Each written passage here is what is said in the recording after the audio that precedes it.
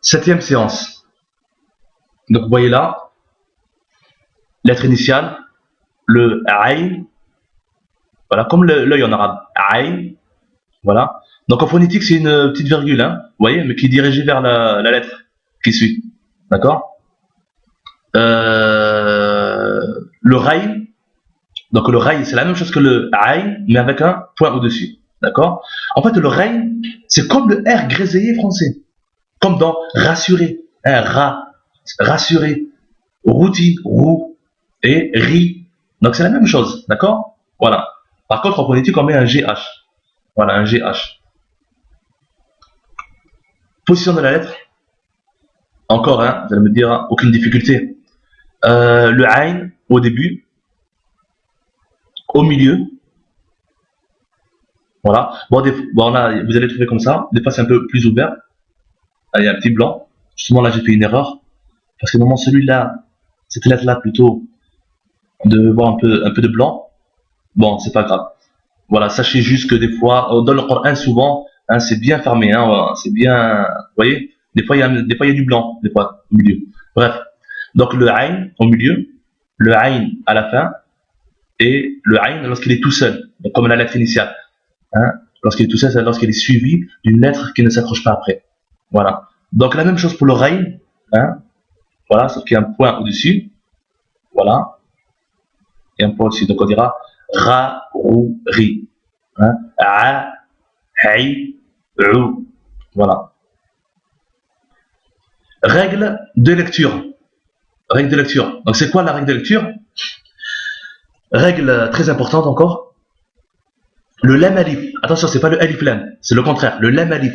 C'est-à-dire, lorsque la lettre lam est suivie de la lettre alif, on écrit ce qu'on appelle le lam alif. D'accord? Voilà, on écrit ce qu'on appelle le lam alif. Lorsque le lam est suivi de la lettre alif, on écrit le lam alif. Donc lorsque la lettre qui précède ne s'accroche pas, on écrit comme ça. Vous voyez, lorsqu'il est au début, ou bien lorsqu'il est suivi d'une lettre qui ne s'accroche pas après. Il s'écrit comme ça. Par contre, lorsqu'il est précédé d'une lettre qui s'accroche, c'est comme ça. Vous voyez? Voilà. Donc, c'est comme ça. Donc, on n'accroche rien, par contre, après le lam alif. On n'accroche rien après le lam alif. Donc, exemple, la terre, elle ard. Hein, elle ard. Donc, voilà, le alif. Mais là, il y a le lam alif. Donc, on fait comme ça. D'accord? Vous voyez? Comme ça. Et on revient. Donc, comment on le lit, le lam alif? D'abord, on lit ce qui est à droite. Vous voyez, c'est deux lettres en fait, le lam alif. Le lam et le alif. D'abord, on lit la lettre lam qui se trouve à droite avec sa voyelle. Donc, c'est le. Vous voyez, c'est le lam avec un soukoun. Le. Donc, ça fait L. Vous voyez, L. Ensuite, on lit ce qu'il y a à gauche. Et à gauche, c'est quoi? C'est le alif avec sa voyelle. Mais séparément et sans liaison.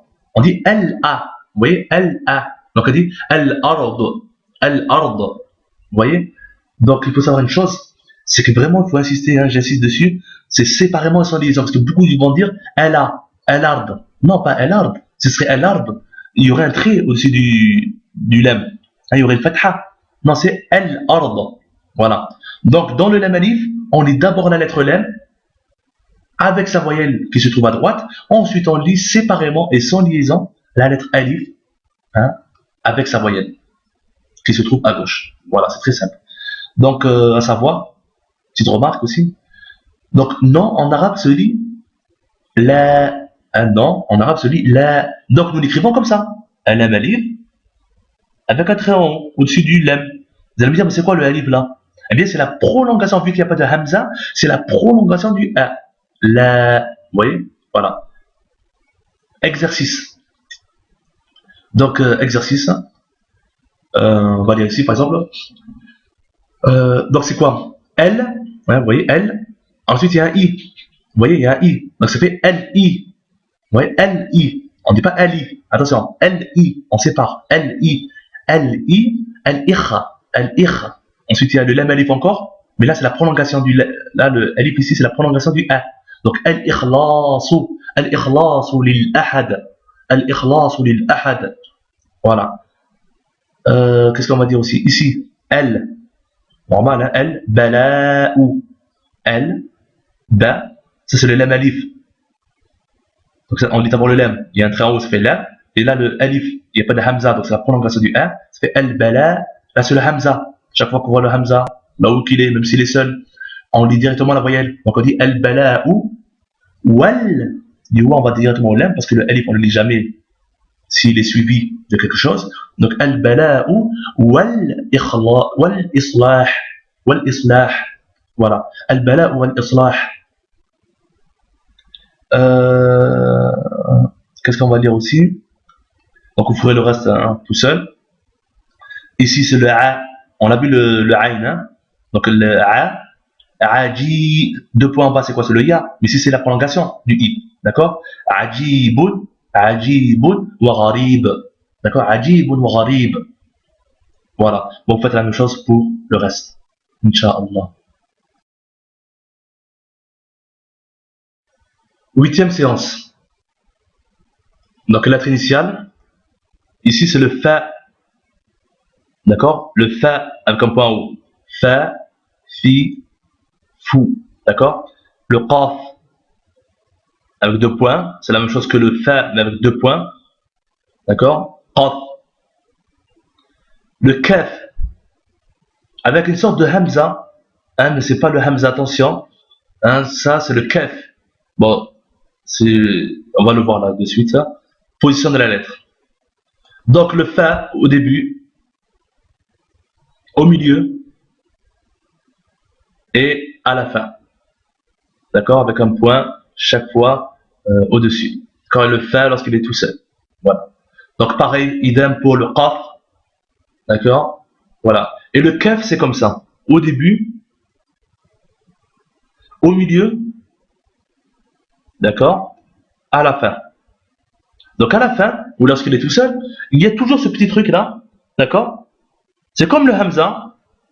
Mais là, on va pas le lire comme le hamza. Ça, c'est la lettre kaf. Attention, à ne pas se tromper. Règle d'écriture. Je dis bien d'écriture et non pas de lecture. Donc, c'est pas obligatoire d'apprendre plutôt cette règle d'écriture si c'est seulement pour lire. Mais parce qu'il faut savoir que bon, la règle d'écriture là, c'est le hamza. Le hamza. Donc vous savez que chaque fois que vous voyez le hamza, il faut lire directement la voyelle. Où qu'il soit, on lit directement la voyelle. D'accord? Ça, il n'y a aucune difficulté. Mais comment? Où c'est qu'on la retrouve seule? Où c'est qu'on la retrouve sur le alif? Où c'est qu'on la retrouve sur le ya ou le waw? Eh bien, nous allons voir maintenant comment on reconnaît cela. Donc, lorsque le hamza se trouve au début, il est sur un alif. Donc, il n'y a pas de difficulté là. Hein, il est sur un alif. Par exemple, on vous demande d'écrire le mot urti. Donc, le ou, vous l'écrivez comment? Donc, sur un alif. D'accord? Le hamza, vous allez l'écrire sur un alif, parce que c'est au début. Urti, d'accord? Ou bien aktubu, aktubu, aktubu, d'accord? Ou bien iftarun, iftar, d'accord? Donc là, c'est sur un alif parce que ça commence. Hein? Au début, le hamza se trouve toujours sur un alif. Par contre, lorsque le hamza se trouve au milieu, ça dépend. C'est là où on va pas dire ça se complique, mais c'est un peu spécial. Donc lorsque le hamza est au milieu, ça dépend. Si le hamza, écoutez bien, si le hamza ou la lettre précédente a pour voyelle une kasara, c'est-à-dire un i, alors on écrira toujours le hamza sur un ya, mais sans les 2 points. Par exemple, on vous demande d'écrire fi'a, une troupe, fi'a. Donc là, il y a le i ou juste avant le hamza. Donc comme il y a le i juste avant le hamza, vous voyez ici là, donc on mettra le hamza sur un ya ou sur un ba sans le point. Vous voyez là? Voilà, on l'écrira comme ça. Fi'a, fi'a, ou bien fi'atun. D'accord? Voilà. Pareil pour su'ila, su'ila, le kasara, le i, il est sur le hamza. Donc on l'écrira sur un ya sans 2 points. Su'ila. Voilà. Bon, ça, cette règle-là va pas vous empêcher de lire, hein, bien entendu. C'est juste pour écrire. Si par contre le hamza ou la lettre précédente n'a pas de kasara, le i, il n'a pas de kasara, mais a pour voyelle le damma, une damma, un ou, alors on écrira le hamza sur un waw. D'accord? Par exemple, si on vous demande d'écrire ra'ufa, ra'ufa, il a eu pitié. Donc le ra, mais comme il n'y a pas de i, hein, ni avant le hamza, ni sur le hamza, donc, mais on entend le ou, hein, ra'u, ra'ufa. Donc le hamza s'écrira sur un waw. D'accord? Le Hamza là s'écrira sur un waw. Ça fait Ra'oufa. Voilà. Ou bien Jaru'a. D'accord, Jaru'a. Là, le Damma, le ou, il est juste avant le Hamza. Donc on écrit le Hamza sur le waw. Voilà. Si le Hamza ou la lettre précédente n'a ni de kasara, ni de i, ni de Damma, alors on écrira le Hamza sur un alif. Par exemple, Sa'ala. Sa'ala, il n'y a ni de i, ni de ou, ni sur le Hamza, ni avant. Donc, ce sera sur un alif. Voilà. Et lorsque le Hamza est à la fin, même si il y a un tamarbouta qui le suit, et qu'il est précédé d'une prolongation par contre, alors on écrira le Hamza seul. On écrit le Hamza seul. Comme par exemple, Al-Qira'ah. Al-Qira'ah. D'accord? Donc là, on voit une prolongation, vous voyez là? C'est à la fin, le Hamza se trouve à la fin, on s'en fout, même s'il y a un tamarbouta, c'est pas un problème. Donc on écrit le Hamza seul. Voilà, d'accord? On écrit le Hamza seul. Pareil pour Al-Bala'. Al-Bala'u. D'accord? Al-Bala'. Donc on voit une prolongation à la fin. Donc le Hamza s'écrira seul. Voilà, donc voilà des exercices plutôt. Donc de lecture, mais aussi d'écriture. Voilà. Donc d'écriture et de lecture. Donc par exemple ici là, il faut lire. Ici aussi il faut lire. Voilà. Rappelez-vous que le Hamza, chaque fois qu'on le voit, ici, d'accord, ici aussi, d'accord, ici, on lit directement la voyelle. On lit directement quoi? La voyelle. Voilà. Et écrire en arabe les mots phonétiques suivants. Donc je vous demande d'écrire su'alun, une question. Ar-ra'su, la tête. Fa'ida, un avantage, un bénéfice. Voilà.